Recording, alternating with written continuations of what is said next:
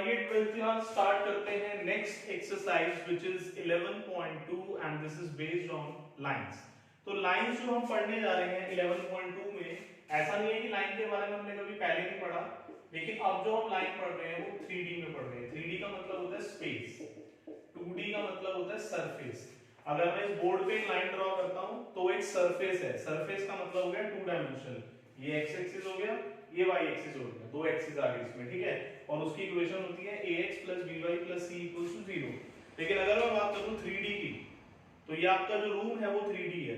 अगर इस रूम में मैं एक लाइन ड्रॉ कर दूं कहीं पर भी, तो वो लाइन इन स्पेस होगी, 3D में होगी और उसकी इक्वेशन अलग होती है।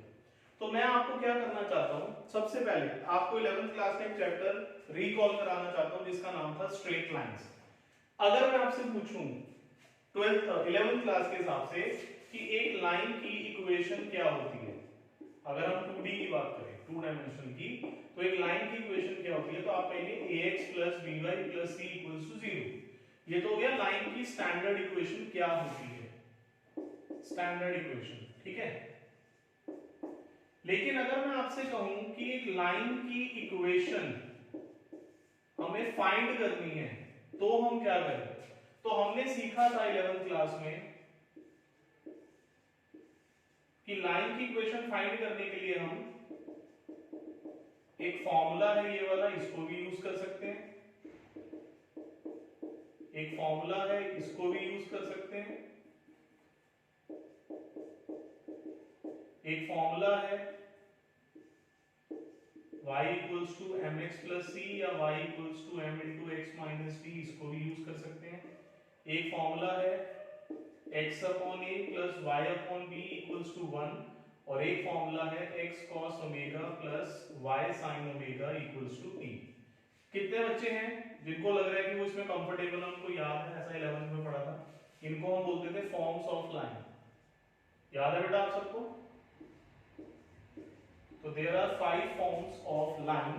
This is called point slope form, this is called 2-point form, this is called slope intercept form, this is called intercept form, इसमें दोनों इंटरसेप्ट दिए होते हैं, and this is called normal form। ये 5 formulas थे which are used to find the equation of a line, and which formula we have to use it depends on what are the conditions given in the question, ठीक है। अगर आपको question में conditions इससे related given है तो आप ये फॉर्मूला लगाते थे, इससे रिलेटेड गिवन है तो ये फॉर्मूला लगाते थे।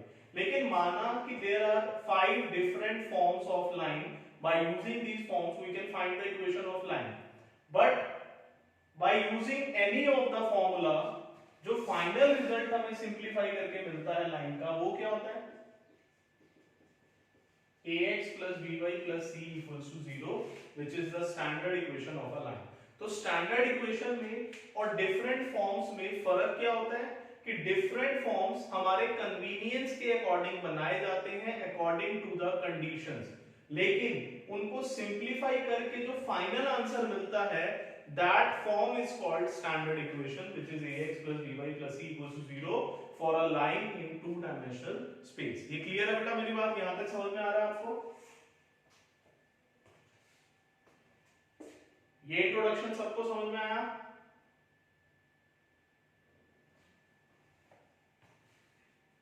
चलिए अब मैं एक इसी तरीके का एक सिमिलर इंट्रोडक्शन आपको दूंगा 3D के अंदर जो लाइंस होती हैं उसके बारे में। यानी कि अब सोच के देखो, इस इंट्रोडक्शन से अगर मैं लाइन इन स्पेस यानी कि 3D वाली लाइंस को कनेक्ट करूं, तो मुझे सबसे पहले ये देखना है कि क्या लाइन की कोई स्टैंडर्ड इक्वेशन होती है, जैसे 2D में होती है ऐसे 3D में भी कोई लाइन की स्टैंडर्ड इक्वेशन है। वो इक्वेशन है तो क्या है उसका फॉर्मूला और उसमें क्या क्या चीजें यूज होती हैं, और दूसरा क्या स्टैंडर्ड इक्वेशन के अलावा भी अकॉर्डिंग टू कंडीशंस हमारे पास लाइंस के अलग अलग फॉर्मूलाज हैं जिनसे हम लाइन की इक्वेशन निकाल सकते हैं। तो ये दो बातें हमें लाइन इन स्पेस यानी कि 3D लाइंस के बारे में पढ़नी है, ठीक है बेटा? तो आइए स्टार्ट करते हैं।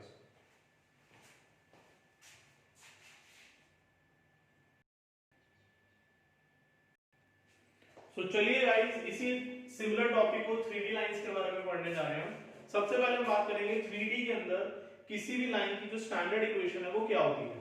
गाइस अगर आपको थोड़ी देर पहले का इंट्रोडक्शन याद हो जो मैंने इससे पिछले लेक्चर में आपको बताया था, वो ये था कि इस चैप्टर में सबसे इंपॉर्टेंट चीज क्या है जो हर जगह यूज होगी, कोई बता सकता है मुझे? मैंने आपको बोला था इस चैप्टर का एक बेस है डायरेक्शन रेशियोज, ठीक है। मान लीजिए 3D है, 3 डायमेंशंस है और ये एक लाइन है, ठीक है। हम इसकी स्टैंडर्ड इक्वेशन पढ़ना चाहते हैं। तो अब आपको समझना क्या है कि अगर आपको एक लाइन की स्टैंडर्ड इक्वेशन चाहिए, अच्छा एक चीज और आपको सीखनी है, जैसे आप कोई भी अभी तक इक्वेशंस पढ़ते हैं 11 तक, कोई लाइन की इक्वेशन है, कोई सर्कल की इक्वेशन है, व्हाटएवर जितनी भी इक्वेशंस आपने पढ़ी, लेकिन जब हम बात करते हैं चैप्टर 3D की और 3D के अंदर हम लाइंस की इक्वेशंस की बात कर रहे हैं, तो किसी भी लाइन की इक्वेशन हो या फिर जो हमारा नेक्स्ट टॉपिक आएगा प्लेन की इक्वेशन, उनको जो लिखने का तरीका है, रिप्रेजेंट करने का तरीका है, देयर आर टू वेज। एक होता है VF और एक होता है CF।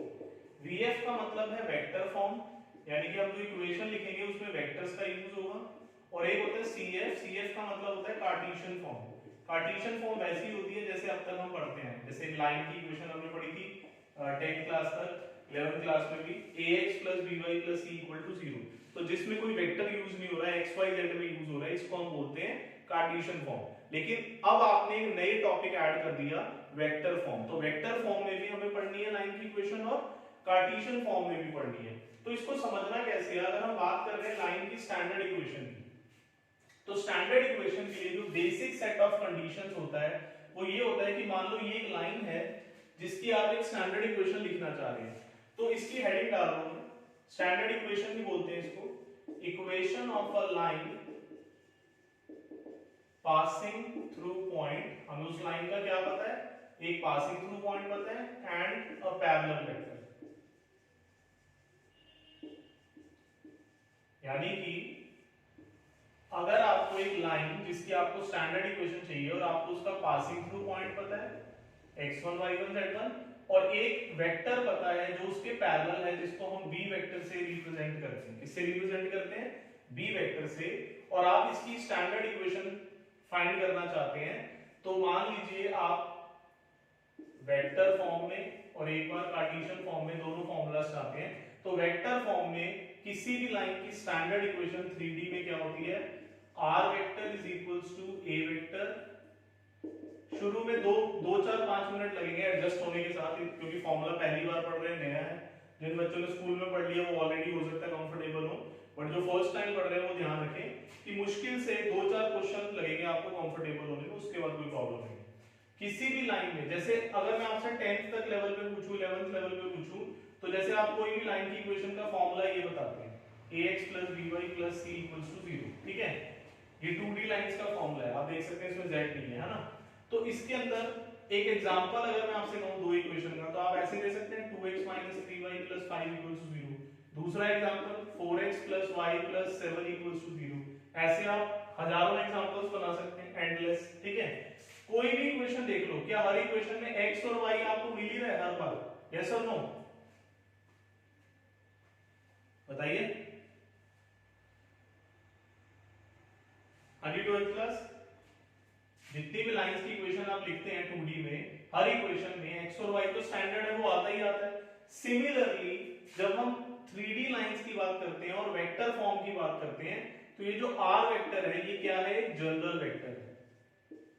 ये एक जनरल वेक्टर है जिसको हम xi + yj + z के मान सकते हैं। तो जैसे इनमें xy होता था, तो इसमें r वेक्टर होता है जिसको हम xy z से रिप्रेजेंट कर देते हैं। मतलब हर लाइन की इक्वेशन में अगर आप वेक्टर फॉर्म में किसी भी लाइन को लिख रहे हो, उसकी स्टैंडर्ड इक्वेशन लिख रहे हो, तो उसमें r वेक्टर तो r वेक्टर ही रहेगा, जैसे इसमें xy हमेशा xy रहता था। उसके अलावा दो चीजें लिखनी है, a वेक्टर और b वेक्टर, और ये जो लैम्डा है वो एक कांस्टेंट है जो हमें एज इट इज लिखना होता है। तो बचा क्या, a और b। तो a वेक्टर क्या होता है, position vector of passing through point, PTP मतलब क्या है यहाँ पर, पासिंग थ्रू पॉइंट, और बी वेक्टर क्या है यहाँ पर, पैरेलल वेक्टर। अभी मैं आपको एक बार ये सारा रिकॉल कराऊंगा, एक बार पहले लिख देता हूं फिर उसके बाद दोबारा समझाता हूं, ठीक है। नेक्स्ट आता है कार्टेशियन फॉर्म में, अगर आपको किसी भी लाइन की स्टैंडर्ड इक्वेशन चाहिए, तो स्टैंडर्ड इक्वेशन कार्टेशियन फॉर्म में होती है x minus x1 upon a equals to y minus y1 upon b equals to z minus z1 upon c. This is a formula for equation of line in standard equation. जैसे कि 2 dimension के अंदर किसी भी line की standard equation ax plus by plus c equals to 0 होती है, ऐसे ही 3D के अंदर किसी भी लाइन की स्टैंडर्ड इक्वेशन कार्टेशियन फॉर्म में जिसमें वेक्टर ना यूज हो रहा हो, x minus x1 upon a, y minus y1 upon b और z minus z1 upon c बीच में इक्वल का साइन ये होती है. अब आपको पता ही होना चाहिए कि इसमें x y z तो ऐसे ही हो गए जैसे लाइंस में वेरिएबल होते हैं, 2D में भी होते हैं, 3D में भी हैं. x1 y1 z1 क्या है, a b c क्या है, आपको ये पता होना चाहिए. तो x1 y1 z1 क्या है, उस लाइन का पासिंग थ्रू पॉइंट है. और a b c क्या है, a b c drs होते हैं, ठीक है drs है, लेकिन किसके drs है, पैरेलल वेक्टर के. जो भी लाइन का कोई भी एक वेक्टर पैरेलल अगर हमें पता है और उसके हमें drs पता है तो वो होते हैं a b c. अब मैं एक बार इसको हल्का सा रिकॉल करता हूं ताकि आपको दोबारा से सब कुछ पैकअप मिल जाए इसका. देखिए हम पढ़ क्या रहे हैं, हम पढ़ रहे हैं लाइन के बारे में 3D के अंदर, ठीक है. और हम सबसे पहले जैसा मैंने आपको 2D का इंट्रोडक्शन दिया था अभी पूरा, कि हर एक लाइन की एक स्टैंडर्ड इक्वेशन होती है, उसके अलावा अलग अलग फॉर्मूलाज होते हैं जिनसे हम लाइन की इक्वेशन निकाल सकते हैं 2D में, लेकिन final answer ax plus by plus c equal to 0 में ही आता है. तो on the similar note line in 3D में भी एक स्टैंडर्ड इक्वेशन होती है, लेकिन इस बार हमें एक्स्ट्रा क्या पढ़ना है कि किसी भी लाइन की इक्वेशन अगर हमें पढ़नी है तो उसके दो फॉर्म्स पढ़ने हैं, एक वेक्टर और एक कार्टेशियन. ऐसा नहीं है कि ये दो अलग चीजें हैं. जब भी किसी चीज में ये वर्ड यूज होता है ना फॉर्म, तो फॉर्म का मतलब ये नहीं होता कि ये दोनों अलग अलग फॉर्मूलाज हैं. फॉर्म का मतलब होता है कि these are just two different ways of writing the same equation. आप इक्वेशन सेम लिख रहे हैं, वैल्यूज वाइज वो दोनों बिल्कुल सेम है, बस लिखने का तरीका बदल गया. एक हो गया वेक्टर फॉर्म, एक हो गया कार्टेशियन फॉर्म. जैसे मान लो एक सेट है, एक सेट को मैं ऐसे लिख रहा हूं 1 2 3 4 5, और एक सेट को मैं ऐसे लिख रहा हूं x such that x is a natural number less than 6. तो अब आप मुझे बताइए ये दो अलग अलग चीजें हैं क्या हैं, ये दोनों अलग अलग सेट्स हैं 1 2 3 4 5, और एक में लिखा है x such that x is a natural number less than 6. जल्दी से हरी अप. दोनों सेम है लेकिन लिखने का तरीका अलग है. इसको हम बोलते हैं रोस्टर फॉर्म, आपने 11th क्लास में पढ़ा था. अब देखो इसमें भी आप पढ़ सकते हो, इसके नाम के साथ क्या वर्ड जुड़ा हुआ है, फॉर्म, और इसको हम बोलते हैं सेट बिल्डर फॉर्म. तो ये जो फॉर्म वर्ड होता है ना, इस फॉर्म वर्ड का मतलब होता है कि किसी भी एक चीज को कितने अलग अलग तरीकों से लिखा जा सकता है. इसी तरीके से अगर हम एक लाइन की स्टैंडर्ड इक्वेशन को वेक्टर फॉर्म या कार्टेशियन फॉर्म में लिख रहे हैं तो फॉर्मूलेस को लिखने का तरीका अलग होगा लेकिन लॉजिकली वो लाइन एक ही होगी, ठीक है. तो अब हम क्या पढ़ रहे हैं कि लाइन की स्टैंडर्ड इक्वेशन क्या होती है. अगर हम स्टैंडर्ड इक्वेशन पढ़ रहे हैं तो ऑब्वियस हमें दोनों फॉर्मूलेस पढ़ने पड़ेंगे, वेक्टर में भी और कार्टेशियन में भी. तो सबसे पहले हम ये समझ लेते हैं कि लाइन की स्टैंडर्ड इक्वेशन फाइंड करने के लिए या लर्न करने के लिए क्या क्या चीजें हमें उस लाइन के बारे में पता होना चाहिए. तो अगर आप किसी भी लाइन की स्टैंडर्ड इक्वेशन चाहते हैं तो आपको दो चीजें पता होना चाहिए. पहला उस लाइन का पासिंग थ्रू पॉइंट और दूसरा उस लाइन का पैरेलल वेक्टर. अब मान लो आपने किसी भी बुक में क्वेश्चन पढ़ा कि find the equation of a line which passes through the point 1, 2, 3 and parallel to a vector 2i plus 3j plus 4k. तो आपके दिमाग में इंस्टेंट क्लिक करना चाहिए कि अगर हमें किसी भी लाइन का पासिंग थ्रू पॉइंट पता हो और एक पैरेलल वेक्टर पता हो तो इससे हमें लाइन की स्टैंडर्ड इक्वेशन निकालना बहुत सिंपल है. कैसे, उसके लिए हमें फॉर्मूलेस पता होना चाहिए. तो पहले अगर हम वेक्टर फॉर्म समझे तो वेक्टर फॉर्म में किसी भी लाइन को कैसे लिखा जाता है, इसको बिल्कुल अपने दिमाग में स्टोर करो. जैसे आप ax plus by plus c equal to 0 line equation in 2D के साथ कंफर्टेबल हो चुके हो सभी, ऐसे इसके साथ भी कंफर्टेबल हो जाओ कि r vector is equals to a vector plus lambda b vector is the formula of equation of line in standard form. अब आपको ये पता चाहिए इसमें क्या-क्या चीजें यूज हो रही हैं. r वेक्टर को r वेक्टर ही लिखना है, वो एक जनरल वेक्टर है, उसको आप समझने के लिए बोल सकते हो कि वो x i y j z के है, लेकिन ये आपको लिखना नहीं है, आपको सिर्फ r वेक्टर लिखना है, ठीक है. a वेक्टर क्या है, जो भी पासिंग थ्रू पॉइंट आपको दे रखे हैं, मान लो 1, 2, 3 दे रखा है, तो किसी भी पॉइंट के कोऑर्डिनेट अगर हमें पता है तो क्या हम उसका पोजीशन वेक्टर बना सकते हैं. कैसे बनता है, मान लो ये 1, 2, 3 है, इसका पोजीशन वेक्टर चाहिए, कैसे बनाओगे. नहीं मतलब आई जे के लगा के प्लस कर देंगे, मतलब 1i plus 2j plus 3k कर देंगे तो पोजीशन वेक्टर आ गया। तो ए वेक्टर का मतलब क्या है यहाँ पर, position vector of passing through point, यानी कि मुझे जो भी पॉइंट दे रखे हैं उसमें आई जे के लगा के प्लस कर दूंगा तो ए वेक्टर मिल गया मुझे। ये कंप्लीट हो गया। लैम्डा को आपने लैम्डा ही लिखना है हर बार, ये फॉर्मूले का ही एक पार्ट है, वो ऐसे का ऐसे ही रहेगा, मतलब ये दोनों सेम रहेंगे, इनको आपने कुछ नहीं करना, लैम्डा को और आर वेक्टर को। बचा क्या, ए और बी। बी वेक्टर क्या है, उस लाइन के पैरेलल जो भी वेक्टर आपको पता है वो बी वेक्टर है, दैट्स इट। तो ये स्टैंडर्ड इक्वेशन है लाइन की वेक्टर में। और अगर हम कार्टेशियन में पढ़े तो फॉर्मूला ये है x - x1 a equals to y - y1 b equals to z - z1 c। इसमें x y z तो आपके वेरिएबल्स हैं वो सेम रहेंगे। x1 y1 z1 क्या है, उस लाइन का पासिंग थ्रू पॉइंट, यानी कि अब हमें i j के लिए लगाना। अब की बार अगर ये 1 2 3 है तो यहाँ 1 यहाँ 2 और यहाँ 3 पुट कर दो सिंपली। अपॉन में क्या लिखना है, abc। मान लो मैंने आपको कहा कि उसका जो पैरेलल वेक्टर है वो 2i plus 3j plus 4k मान लो, ठीक है। मुझे ये b वेक्टर दे रखा है पैरेलल वेक्टर, तो मैंने अपॉन में लिखा abc। abc क्या है, dr से पैरेलल वेक्टर के। अब मान लो आपको पैरेलल वेक्टर दे रखा है ये, तो क्या मैं इसके dr निकाल सकता हूं, क्या होंगे, बिल्कुल। मैंने आपको ये बात वेक्टर में सिखाई थी कि अगर हमें कोई भी वेक्टर दे रखा है तो उसमें i, j और k के जो कंपोनेंट्स हैं 2 3 और 4 यही उसके क्या होते हैं, drs होते हैं। तो मतलब a b और c की वैल्यू कितनी होगी, 2 3 और 4। तो अगर मैं वेक्टर फॉर्मूला लिख रहा हूं तो मुझे as it is b vector चाहिए पूरा का पूरा i j k में। लेकिन अगर मैं कार्टेशियन फॉर्म लिख रहा हूं तो मुझे उस वेक्टर में से खाली a b और c चाहिए, यानी कि 2 3 और 4 जो मैं यहां पुट कर दूंगा। और अगर पासिंग थ्रू पॉइंट है 1 2 3 तो वो यहाँ 1 2 और यहाँ 3 आ जाएगा। तो ये आपकी इक्वेशन कंप्लीट हो जाएगी, स्टैंडर्ड इक्वेशन, ठीक है। तो अब आपको अच्छे से माइंड में एक बात रिकॉर्ड करनी है कि standard equation of line 3D के अंदर क्या होती है, एक वेक्टर फॉर्म में, एक कार्टेशियन। वेक्टर फॉर्म का फॉर्मूला टिप्स पे लर्न कर लो, r vector is equals to a vector plus lambda b vector. Similarly Cartesian form में अगर आपसे भी पूछे लाइन की स्टैंडर्ड इक्वेशन क्या होती है, तो x - x1 a equals to y - y1 b equals to z - z1 c। इसके अंदर x1 y1 z1 क्या है, अच्छे से लर्न कर लो। पासिंग थ्रू पॉइंट है, a b c क्या है, drs हैं, किसके drs हैं, उस लाइन का जो भी पैरेलल वेक्टर आपको दे रखा है उसके, ठीक है। और ऐसी वेक्टर फॉर्म में कोई पूछे a वेक्टर क्या है, तो a वेक्टर एक पोजीशन वेक्टर है, किसका position vector, passing through point का। और b वेक्टर क्या है, उस लाइन के पैरेलल कोई भी एक वेक्टर, ठीक है। अब मेरी बात ध्यान से सुनना सभी लोग, मैं दो बातें आपसे, दो क्वेश्चन आपसे करूंगा, आप कंसंट्रेट करना मेरे क्वेश्चन पे। पहला question, find the equation of a line whose passing through point is 2, 4, 7 and parallel to a vector 3i plus 4j plus 5k। तो ये क्वेश्चन सुन के आपके माइंड में क्या आता है, find the equation of line. मेरा क्वेश्चन है find the equation of line, आपको इक्वेशन ऑफ लाइन फाइंड करनी है whose passing through point is, एक सिंपल सा ले लेते हैं 3 4 5, passing through point is 3 4 5 and parallel to a vector I plus 2j plus 3k।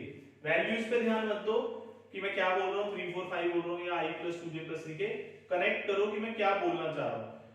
आपके दिमाग में क्या आता है ये सुन के, चलो कार्टेशियन लगाओ या वेक्टर, उससे भी कोई लेना देना नहीं है। आपके दिमाग में आया क्या, पहली चीज आपको लाइन की इक्वेशन चाहिए, पहली बात।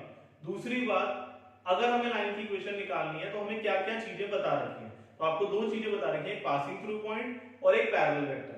अब आप इस चीज के साथ बिल्कुल कंपैटिबल हो जाओ कि जब भी हमें एक लाइन की इक्वेशन चाहिए हो और हमें एक पासिंग थ्रू पॉइंट और एक पैरेलल वेक्टर पता हो तो इसका सीधा कनेक्शन किससे है, बोलिए किससे कनेक्शन, बेटा सभी लोग रिप्लाई करो। इसका कनेक्शन है स्टैंडर्ड इक्वेशन ऑफ लाइन से, और स्टैंडर्ड इक्वेशन ऑफ लाइन के लिए हमें बस दो फॉर्मूले लर्न करने हैं, उसमें वैल्यू पुट करनी है, बात खत्म, डन। अब मैं आपको क्वेश्चन नंबर 2 देता हूं।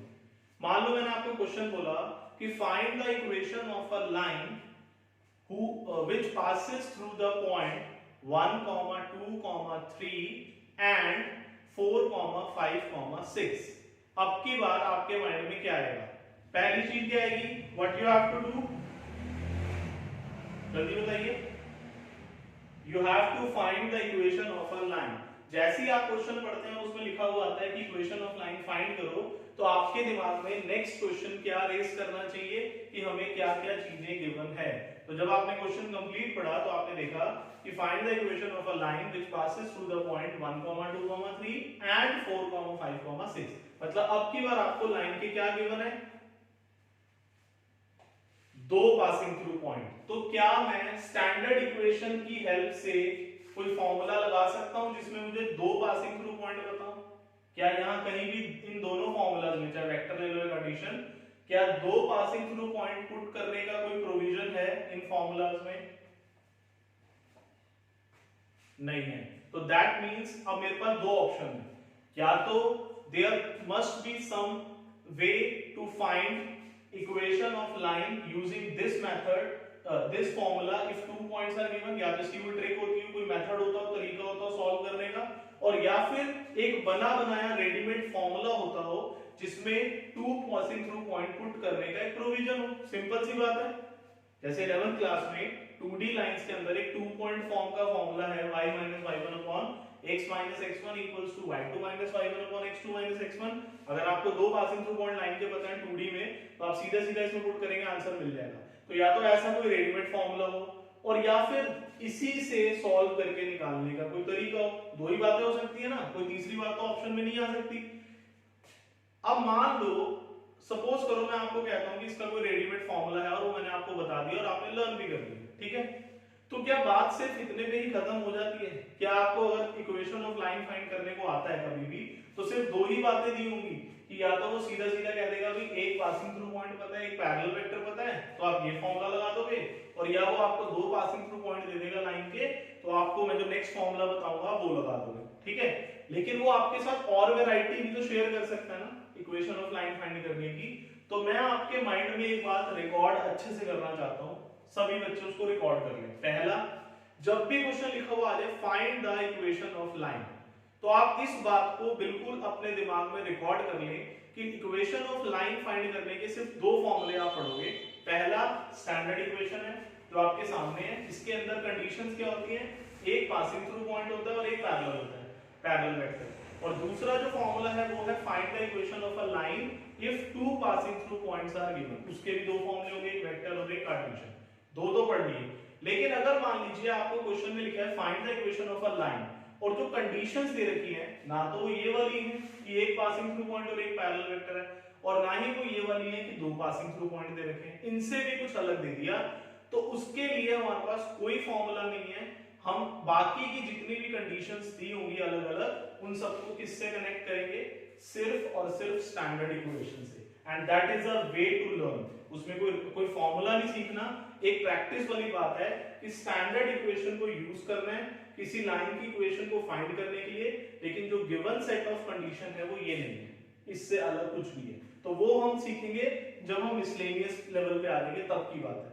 फिलहाल ये जो एक्सरसाइज 11.2 है ये सिर्फ दो फॉर्मूलाज पे बेस्ड है, एक जो मैं आपको बता चुका हूं स्टैंडर्ड इक्वेशन, और दूसरा जो मैं आपको बताने वाला हूं equation of a line passing through two points. Is that clear to everyone? जल्दी से बढ़िया सा रिप्लाई करेंगे।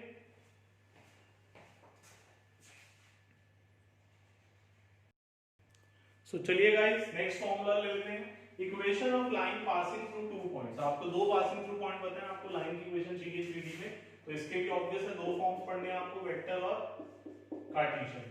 चाहे लाइन पढ़ो या प्लेन, पूरे चैप्टर में दो फॉर्मूले चलेंगे, वेक्टर और कार्टेशियन। तो वेक्टर में फॉर्मूला है r vector is equals to a vector plus lambda bracket में b माइनस a, बस थोड़ा सा चेंज आ गया, r vector equals to a vector plus lambda, यहां तक तो पिछला भी सेम था, उसके बाद लैम्डा के बाद खाली b वेक्टर था, इसमें b माइनस a आ गया। अब इसके अंदर a वेक्टर क्या है और b वेक्टर क्या है? a वेक्टर क्या है, position vector of first passing through point, और b वेक्टर क्या है, position vector of second passing through point. यानी कि अब की बार आपको लाइन के दो पासिंग थ्रू पॉइंट पता है, मान लो एक 1 2 3 और एक 4 5 6, तो 1 2 3 में i j k लगा के प्लस कर दो, वो a वेक्टर बन जाएगा, 4 5 6 में i j k लगा के प्लस कर दो, तो वो b वेक्टर बन जाएगा, और a वेक्टर और b वेक्टर को इस फॉर्मूले में पुट कर दो, you will get the answer. ठीक है, इसी तरीके से कार्टेशियन फॉर्म में जो फॉर्मूला है वो ये आ जाएगा।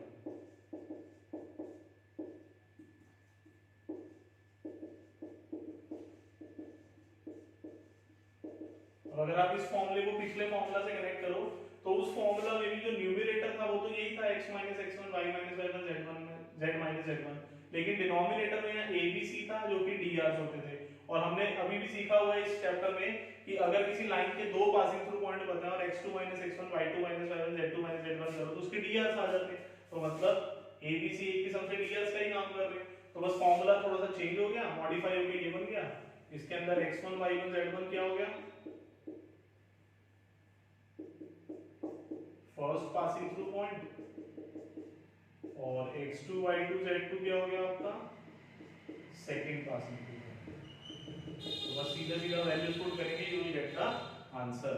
लेकिन अगर मैं आपसे कह रहा हूं एक थर्ड ऑप्शनल केस कि अगर आपकी कंडीशंस चेंज हो जाए इन दोनों से अलग जो आपने अभी तक पढ़ी और आपको क्या करना हो, फाइंड करना हो इक्वेशन ऑफ लाइन, तो आप किसको यूज करेंगे, use only standard equation of line and follow the concepts. यानी कि 3D chapter is all about concepts. अगर आपके कॉन्सेप्ट्स क्लियर हैं तो बहुत सिंपल सा चैप्टर लगेगा, कॉन्सेप्ट क्लियर नहीं है तो आप दिमाग लगाते रहो, आपको कहीं ना कहीं प्रॉब्लम्स आएंगी। ठीक है बेटा, तो हमने अभी तक फिलहाल अगर मैं बात करूं 11.2 की तो हमने सिर्फ इतना बेस सेट करा अभी तक कि हम लाइंस की बात कर रहे हैं और लाइंस की इक्वेशंस की बात कर रहे हैं, और इक्वेशंस निकालने के अभी तक हमने दो फॉर्मूले तो पढ़ लिए, और तीसरा उसमें जो कॉन्सेप्ट्स वगैरह यूज होंगे ये तब तक नहीं समझ में आएगा जब तक आप 11.3 नहीं पढ़ लेते प्लेन्स, क्योंकि जो इन दो कंडीशंस के अलावा अगर कुछ कंडीशंस आती हैं तो उसमें प्लेन को इंट्रोड्यूस जरूर किया जाता है, और जब तक हम प्लेन नहीं पढ़ेंगे तो ये वाला जो टॉपिक है ये अभी हमारे लिए यूजलेस है। तो अब इसको माइंड से निकाल दो। फिलहाल ये जो दो टॉपिक बताए हैं इन पे बेस्ड कुछ क्वेश्चंस आएंगे, वो बहुत सिंपल से होंगे, 2 मिनट में खत्म होंगे। और उसके अलावा लाइंस टॉपिक में हमें क्या क्या पढ़ना है, एक बात आती है एंगल बिटवीन टू लाइंस।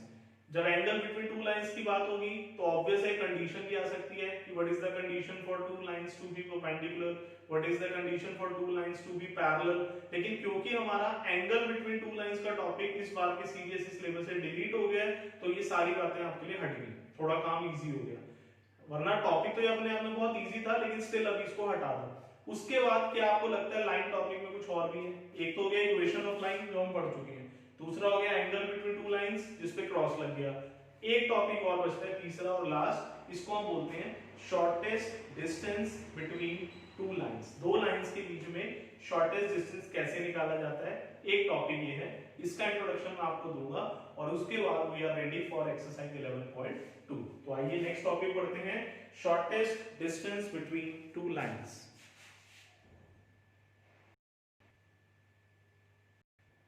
तो चलिए गाइस आगे बढ़ते हैं और नेक्स्ट टॉपिक ले लेते हैं जिसका नाम है shortest distance between two lines. ये दोनों लाइंस कहां पर हैं? स्पेस में। जैसे मान लीजिए जिस रूम में आप बैठे हैं उस रूम में आपने कहीं पर भी हवा में स्पेस में दो लाइंस ड्रॉ कर दी और उन दो लाइंस के बीच में आप क्या निकालना चाहते हैं? Shortest distance. तो आपको पता होना चाहिए कि जब स्पेस में दो लाइंस ड्रॉ की जाती हैं तो उन दो लाइंस के मतलब जो दो लाइंस आप ड्रॉ कर रहे हैं उनके दो फॉर्म्स होते हैं। पहला जो दो लाइंस हैं उनको हम क्या बोल सकते हैं? Skew lines. स्क्यू लाइंस के बारे में क्या पता होना चाहिए आपको? To lines in space which are non-parallel and do not intersect each other. Is it possible कि दो लाइन पैरेलल भी ना हो और इंटरसेक्ट भी ना करें? है, हो सकता है ऐसा कि अगर दो लाइंस पैरेलल ना हो तो वो इंटरसेक्ट ना करें? पॉसिबल है? अगर दो लाइंस पैरेलल नहीं है और उनको मैं एक्सटेंड करूं और वो इंटरसेक्ट ना करे, ऐसा हो सकता है? जल्दी बताइए, यस और नो?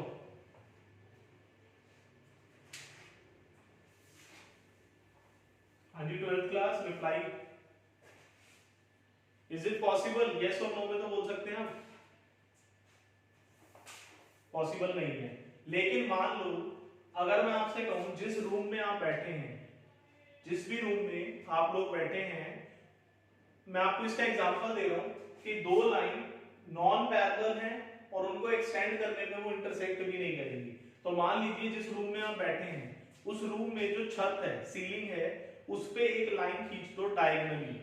सीलिंग सीलिंग का जो डायगोनल है, रेक्टेंगल बन रहा है सीलिंग में, उसका जो डायगोनल है उस पे एक लाइन खींच दो, और दूसरी लाइन जो आपके पैरों के नीचे जमीन है, फ्लोर है, उस पे भी एक लाइन खींच दो सीधी। एक खींच दो डायगोनल, यानी कि एक डायगोनल खींच दो छत पे ऐसी, सॉरी ये डायगोनल होगी ऊपर, जो छत वाला एरिया है, और जो फ्लोर वाला एरिया है उस पे ऐसे खींच दो सीधी। तो अब जो छत वाली लाइन है सीलिंग वाली, उसको आप जितना मर्जी एक्सटेंड कर लो, और जो फ्लोर वाली लाइन है उसको आप जितना मर्जी एक्सटेंड कर लो। डायरेक्शन के हिसाब से वो पैरेलल नहीं है, लेकिन क्या वो कभी इंटरसेक्ट करेगी?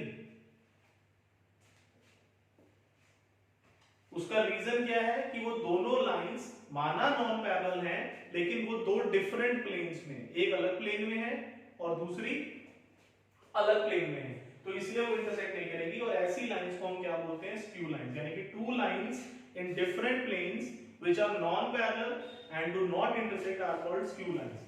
अब दो स्क्यू लाइंस हैं मान लो, और आपको उनके बीच में क्या चाहिए? डिस्टेंस। मैंने आपसे कहा जी दो लाइंस के बीच में डिस्टेंस फाइंड करो, तो मुझे आपको क्या प्रोवाइड करना पड़ेगा कि आप वो डिस्टेंस निकाल सको?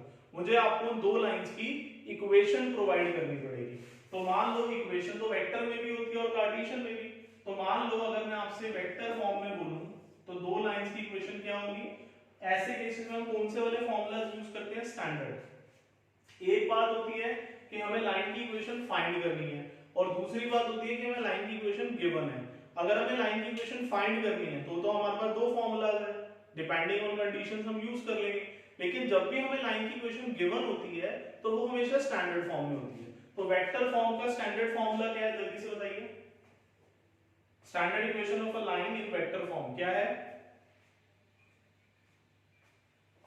r vector is equals to a vector plus lambda b vector. लेकिन हम कितनी लाइंस की बात कर रहे हैं? दो। तो पहली लाइन को हम लिखेंगे r vector equals to a1 vector plus lambda b1 vector, और दूसरी लाइन को हम बोलेंगे r vector equals to a2 vector plus, अब लैम्डा की जगह म्यू कर दिया, एक नया कांस्टेंट, और b2 वेक्टर। तो ये दोनों लाइंस कैसी लाइंस हैं? स्क्यू लाइंस है। और मुझे क्या करना है? इनके बीच का शॉर्टेस्ट डिस्टेंस फाइंड करना है।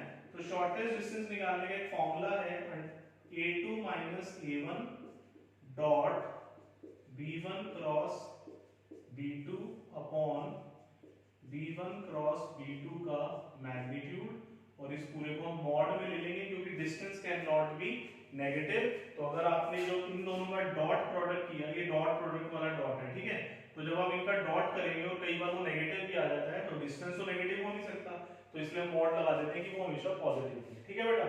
और अगर आपको दो लाइंस कार्टेशियन फॉर्म में गिवन है, तो कार्टेशियन फॉर्म में जल्दी से बताएंगे लाइन की स्टैंडर्ड इक्वेशन क्या होती है?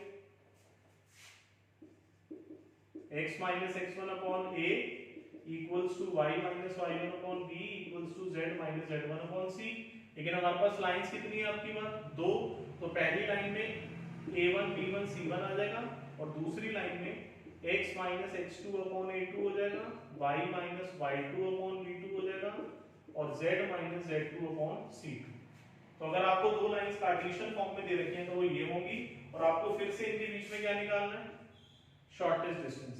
तो इसका जो फॉर्मूला है वो थोड़ा बड़ा है। यहां पर हम लिखते हैं सबसे पहले x2 minus x1, y2 minus y1, z2 minus z1, ये डिटर्मिनेंट है।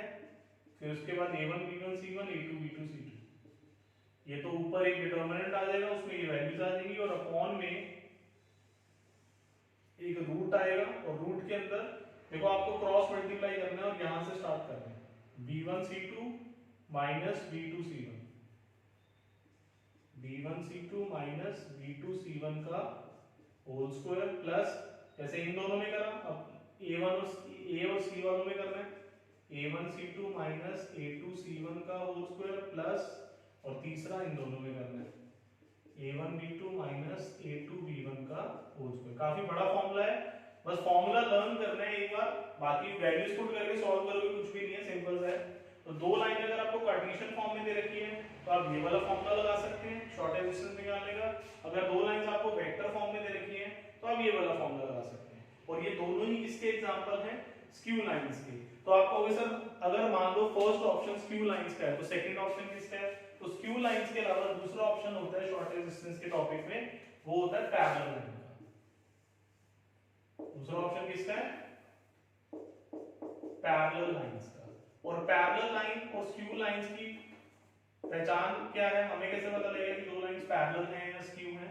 तो अगर आपको इसमें सिर्फ वेक्टर फॉर्म का फॉर्मूला है, कार्टेशियन का नहीं है, अगर आपको जो दो इक्वेशन दे रखी है वेक्टर फॉर्म में लाइंस की, आप उनको देख के बता सकते हैं कि ये पैरेलल लाइंस हैं या स्क्यू लाइंस हैं। उनकी पहचान क्या है? कोई डिफरेंस लग रहा है आपको इसमें और इसमें, इन दोनों में? ऑब्जर्व करके बताइए। इसमें B1 B2 लिखा हुआ है और यहाँ दोनों जगह B है। इसका ये मतलब होता है कि ये दोनों डिफरेंट है लेकिन यहाँ दोनों सेम है। तो दैट मींस अगर पहली लाइन का जो पैरेलल वेक्टर है और दूसरी लाइन का जो पैरेलल वेक्टर है वो दोनों सेम हो तो वो दो लाइंस पैरेलल होती हैं, ठीक है? तो अगर ये दो लाइंस पैरेलल हैं, B1 B2 हट के B वेक्टर आ जाएगा और फॉर्मूला चेंज हो जाएगा। अब की बार आपको शॉर्टेज डिस्टेंस निकालना है, तो B vector cross A2 minus A1 का मैग्नीट्यूड अपॉन में B वेक्टर का magnitude. This is the formula to find the shortest distance between two lines if the lines are parallel, and these are the formulas to find the shortest distance between two lines if the lines are non-parallel, or you can say that the lines are skew lines. Is that clear to everyone? समझ में आया सबको? तो guys ये जो मैंने आपको अभी तक इंट्रोडक्शन दी है, जो पूरी कंप्लीट थ्योरी पे इंट्रोडक्शन था, इसके बेसिस पे हमारा जो लाइन वाला टॉपिक है 11.2 वो बिल्कुल कंप्लीट हो चुका है। Theory part is completed. अब आपको सिर्फ इसके क्वेश्चंस प्रैक्टिस करने हैं। कुछ क्वेश्चन आपके शॉर्टेस्ट डिस्टेंस के टॉपिक पे आएंगे, कुछ क्वेश्चन आपके इक्वेशन ऑफ लाइन के टॉपिक पे आएंगे। और मान लीजिए ये जो वेक्टर फॉर्म है और ये कार्टेशियन फॉर्म है, ठीक है? अगर आपको क्वेश्चन आ जाए कि एक लाइन है उसकी वेक्टर फॉर्म दे रखी है और आपको उसको कार्टेशियन फॉर्म में कन्वर्ट करना है, तो इसको हम बोलते हैं कन्वर्जन। वेक्टर को कार्टेशियन में या कार्टेशियन को वेक्टर में बदलना बहुत सिंपल सा होता है। ये भी क्वेश्चन हमें 1 मार्क में पूछा जा सकता है। तो बस 11.2 में सिर्फ इतना ही पढ़ना है, इक्वेशन ऑफ लाइन, कन्वर्जेंस और या फिर शॉर्टेज डिस्टेंस। और इसके अलावा एक टॉपिक और था एंगल बिटवीन टू लाइंस का, जो मैंने आपको इंट्रोडक्शन नहीं दिया क्योंकि वो सीबीएसई ने सिलेबस से डिलीट कर दिया। तो इसके बाद हम रेडी हैं नेक्स्ट 11.2 के क्वेश्चंस पे आने के लिए, और ये मैं आपको एक न्यू वीडियो लेक्चर की फॉर्म में दूंगा। तो फिलहाल के लिए आप इसको देख लीजिए।